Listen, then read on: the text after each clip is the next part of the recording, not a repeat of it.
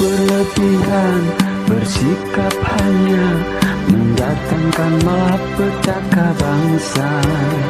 Sungguh berlebihan, berperilaku hanya mendatangkan malapetaka negara. Wajar dalam segalanya, maka bangsa dalam bahagia. Assalamualaikum warahmatullahi wabarakatuh. Merdeka, Rahayu. Pemirsa tercinta yang dirahmati Allah Tuhan Yang Maha Esa, bersua kembali di kanal Hikmatologi. Monolog sederhana mengajak diri kita masing-masing berpikir, kian melembut, cerdas, dewasa, bijaksanakan hati nurani, berdasar kitab suci agama kepercayaan yang kita yakini. Tentu saja upaya serius terus-menerus tak kenal putus untuk menghayati, memperdomani, mengamalkan nilai luhur Pancasila niscaya dalam kehidupan sehari-hari. Pemirsa yang dirahmati oleh Allah, mohon maaf di akhir-akhir ini, sejak menjelang Idul Adha sampai kini. Ketika menjelang Idul Adha, kami disibukkan dengan ragam kegiatan menyambutnya, tetapi setelah itu kami ada agenda untuk bersama Mas Tito Bagus Nugroho menyiapkan tata letak serta membaca ulang beberapa kata yang masih belum tepat penulisannya dalam serial Hikmatologi Kehidupan yang pertama jilid 13 atau jilid sampai dengan jilid 13 tentang kedokteran, nabi, hingga filsafat dan ideologi politik. Kemudian serial yang kedua, Hikmatologi Kehidupan, Syair Sabdana Berpikir dengan Hati, The Power of Penggalih, jilid 1 sampai dengan 19. Inilah yang cukup menyita waktu untuk tertundanya monolog yang lazimnya sehari-hari kami unggah. Baik, kita masuk pada materi kecerdasan intelektual, intellectual intelligence. Kalau kita mencoba memilah tapi tidak mendikotomikan, apalagi dikotomisme, memang betul-betul terbagi dua seperti demikian. Tidak, ya. Karena ada dua pertanyaan mendasar yang ada di dalam Al-Quran. Sungguh sangat senang jika Anda yang tidak Muslim mencoba mendialogkan dengan kami berdasar kitab suci agama kepercayaan yang Anda yakini. Yang kami maksudkan dua pertanyaan mendasar, yakni adalah afala ta'qilun, apakah kamu sudah belajar memahami, dan afala yatazakkarun, apakah kamu belajar untuk menghayati, memahami, dan mengambil hikmah dari apa yang kamu pikirkan. Secara sederhana lagi, dalam perspektif hikmatologi berdasarkan Al-Quran, satu sisi afala ta'qilun itu adalah berpikir menggunakan kecerdasan otak. Sementara afala yatazakkarun menggunakan qalbu. Dalam ungkapan Jawa Nusantara, menggalih itu dengan hati nurani, sementara memikir itu dengan otak. Kalau berpikir harus tersedia. Harus. Jadi fondasinya adalah ketersediaan pada apa yang kita lihat, kita rasakan, kita nikmati secara indrawi, panca indera. Diproses melalui otak sehingga hasilnya adalah empiris, rasional, tapi tak jarang menjadi rasionalisme. Sehingga ada konsep antara lain yang sudah terkenal, Marxisme, Leninisme, hedonisme, dan isme-isme yang lain. Dan setiap isme itu tidak saja disepadankan dengan kitab suci, tetapi seringkali ditempatkan mengungguli kitab suci, bahkan mengungguli sang pencipta sendiri.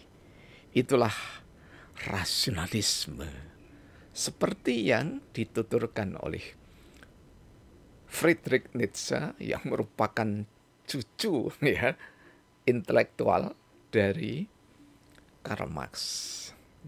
Karena Friedrich Nietzsche sampai capean bagaimana setelah Tuhan mati, kemudian Tuhan itu tidak ada, maka kalau memang harus ada Tuhan, maka sayalah yang paling berhak menjadi Tuhan, katanya Friedrich Nietzsche.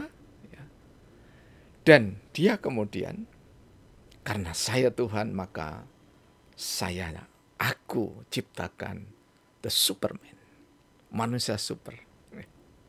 Jadi kami ingatkan untuk kesekian kalinya, film-film anak-anak, animasi, Superman, He-Man, Spider-Man, dan seterusnya, itu adalah pengejawantahan, manifestasi dari gagasan Friedrich Nietzsche. Karena itulah, hati-hati anak-anak kita niscaya dijaga. Cucu-cucu kita niscaya dijaga. Karena kalau Anda menyimak dengan baik, setiap kali berubah, Satria Baja Hitam berubah, tidak ada doa. Disinilah awal pengikisan teologi, pengikisan tauhid, pengikisan ketuhanan yang Maha Esa. Tapi semua ini dibiarkan berlalu seolah-olah tidak ada apa-apa. Dan suara kecil dari kampung Celeketadiningrat, Kota Malang, Jawa Timur, Indonesia ini mencoba untuk mewarnai.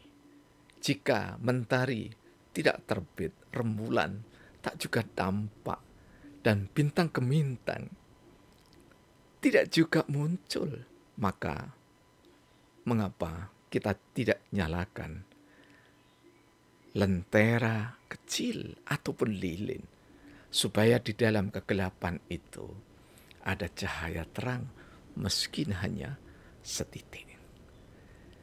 Sedangkan yang kedua itu mengandalkan intelektualitas, kecerdasan kolbu.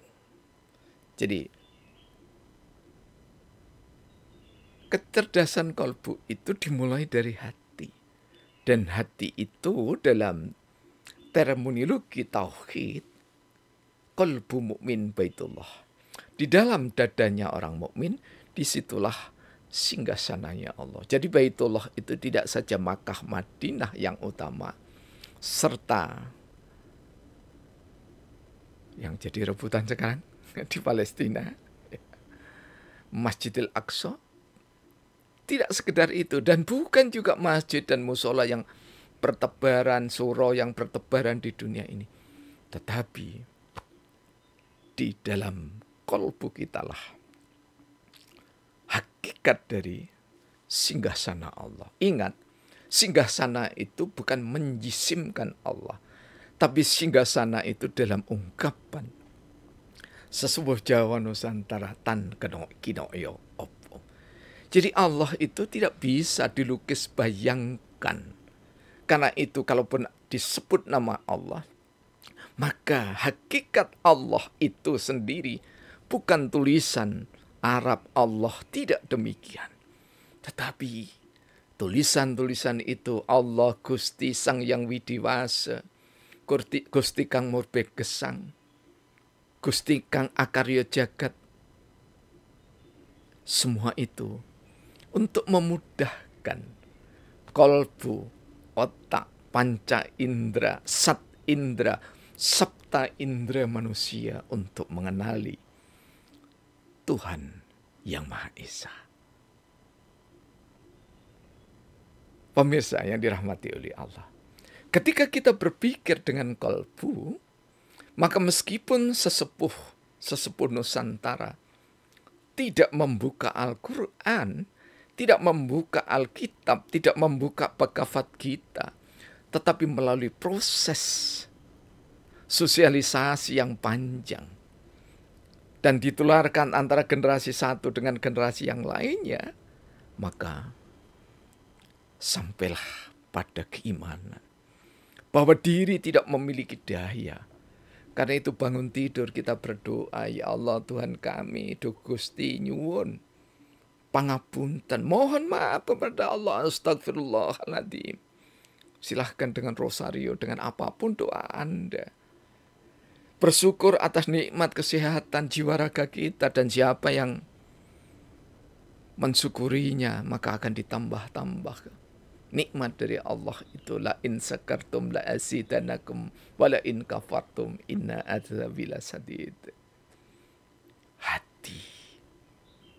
Sekali lagi hati. Karena hati, maka afala yatazakkarun itu akan menjawab dengan sepenuh keimanan. Karena itulah di dalam terminologi hikmatologi bermula dari imanial, keimanan apapun yang Anda yakini itu kita hargai, termasuk ateisme, Leninisme, Marxisme, hedonisme, dan yang lainnya. Tetapi di Indonesia karena menganut Pancasila dengan ketuhanan yang Maha Esa, maka ajaran-ajaran isme itu niscaya tidak dinista, tetapi pantangan bagi bangsa Indonesia itu untuk mengembangkan isme, apapun sebutannya. Kelompok tidak menamakan isme, tetapi mengagumi pribadi, dan pribadi itu dijadikan teladan melebihi, bahkan menyamai atau bahkan melebihi Rasulullah Muhammad SAW. Jika mukminin, mukminat, muslimin, muslimat, maka kita terkungkung di dalam pemikiran semata, tidak menggalih, tidak memanfaatkan the power of menggalih intellectual intelligence. Simpel sederhananya, intellectual intelligence satu sisi hanya menghasilkan pemikiran yang mudah diterima dengan kasat mata, dan pada sisi yang lain dengan intellectual intelligence berpikir dengan penggalih dimulai dari keimanan kita masing-masing. Dan siapa yang berpikir dengan keimanan masing-masing, maka betapapun hasil karya kita dihargai oleh manusia sejagat ini, tetap kita merunduk, tawadhu, rendah hati, bukan rendah diri. Rendah hati di hadapan manusia, tetapi rendah diri sekaligus rendah hati di hadapan Allah Subhanahu wa Ta'ala. Sehingga ketika 7 anggota tubuh bersujud kehadirat Allah, maka di situ tidak ada yang berhak disujudi kecuali Allah itu sendiri. Karena itu betapapun mulianya seorang ibu, kita tidak pernah diperintah oleh Rasulullah untuk bersujud di kakinya. Tetapi sujud di kakinya itu cukup dengan menghormati tapak jejak kaki ibu. Karena di dalam atau di bawah kaki ibu itu ada sorga. Maknanya di sini bahwa betapapun hebat seorang anak, maka dia niscaya mengagungkan seorang ibu. Dan ibu itu adalah ibu kandung kita, ibu mertua kita, yang bersama kita maupun yang telah tiada. Dan juga ibu-ibu yang pernah berjasa dan yang senantiasa ada di sekeliling kita. Pernah berjasa seperti Cut Nyadin, Ibu Fatmawati, Raden Ajeng Kartini, dan yang lainnya. Dan yang bersama kita boleh jadi adalah ibu-ibu kita, yang saat ini masih ada dan yang telah tiada. Semua adalah ibu kita yang niscaya kita hormati. Afala ta'qilun, afala yatadzakarun. Bisa berwujud dalam bentuk karya-karya ilmiah seperti ini. Pas kami tidak merencanakan menulis karya ilmiah dari Ananda Gus Dr.